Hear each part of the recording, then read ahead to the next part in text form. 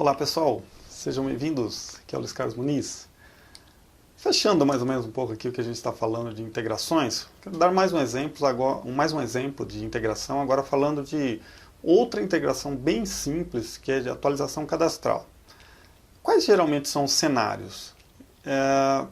A maioria das vezes, o cenário de integração de atualização cadastral é algo mais ou menos assim. Eu tenho um sistema que eu atendo o cliente, onde eu registro todas as vezes que ele me liga, tudo que ele me fala, tudo que eu envio para ele, é um sistema.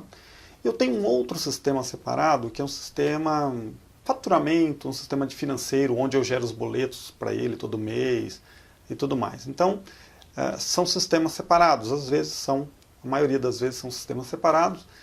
E aí o que acontece? Onde surge o cadastro mesmo do cliente? Algumas vezes, quando o cliente não é totalmente já essa prospecção, né, para você realmente vender para o cliente, não nasce do sistema de atendimento, num sistema ali que é o mesmo sistema de atendimento, um sistema separado, muitas vezes o cliente nasce primeiro lá no financeiro, que é quando surge a venda para ele. Né? Fiz a venda, faturei, cadastrei lá no financeiro. Aí quando ele começa a ligar depois da venda, precisando de algum tipo de atendimento, esses dados, o sistema, muitas vezes já por integração, já mandou para o sistema de atendimento os dados cadastrais dele, mas como o contato, na maioria das vezes, é no sistema de atendimento, onde eu tenho o dado mais válido, geralmente? É no sistema de atendimento, que eu fico perguntando para ele. Então é importante que o sistema de atendimento atualize o sistema financeiro. Esse é um exemplo, tá? Então vamos ver aqui no nosso quadro. Então vamos imaginar que o cliente entra em contato, ele faz aqui um contato conosco, nossa central de atendimento, e quando esse operador aqui da central atende o cliente e tudo mais, e no meio da conversa, ele confirma alguns dados. Então, ele vai confirmar aqui, confirma dados. E nessa confirmação, vamos imaginar que ele veja lá que o cliente, sei lá, mudou o telefone ou mudou o endereço. O que ele vai fazer nesse momento? Ele vai se certificar realmente que está conversando com a pessoa correta e tal. Às vezes, ele pode até pedir, olha, não tem como você passar para mim por e-mail digitalizado um comprovante de residência atualizado, alguma coisa do tipo, né? Então, se for necessário isso, ele vai pedir. E aí, com posse dessas informações e as validações corretas, ele vai fazer o quê?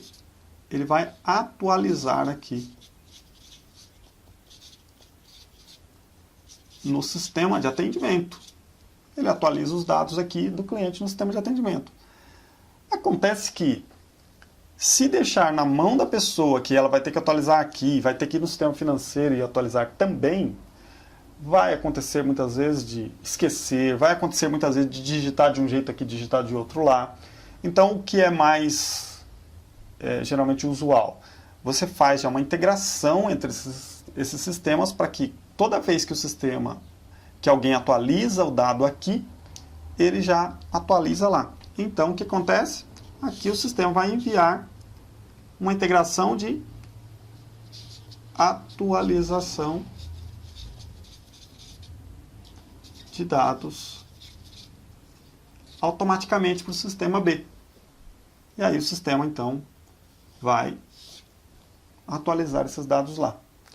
Pode acontecer também de alguém atualizar aqui e ter uma integração de volta para atualizar aqui também. Então isso é perfeitamente natural. Quando a atualização ela é só de um lado, né, só o sistema A que envia para o B, ou só o B envia para o A, geralmente o pessoal fala que é uma integração de uma via, né, unidirecional, né, ela vai só para uma direção. Quando você tem integração que vai para um lado e se acontecer alguma mudança lá, ela volta também, aí o pessoal chama de uma integração bidirecional. Você tanto manda quanto recebe a atualização. Então, essa aqui é um exemplo de atualização. Claro que tem alguns controles que o pessoal, quando desenvolve isso, tem que fazer. Um exemplo, vamos imaginar que aqui seja uma atualização bidirecional. Tanto eu atualizo para lá, quanto de lá para cá. Eu tenho que fazer um controle para saber que esse sistema aqui recebeu um dado aqui já de uma atualização e não tenta devolver, né? Porque toda vez que atualiza, ele vai querer devolver. Se você não faz um controle, o que vai acontecer? Atualizou aqui, mandou o dado para lá. Aí o sistema aqui percebeu que atualizou nele. Se ele não tem um controle para saber que veio de integração, o que ele vai querer fazer?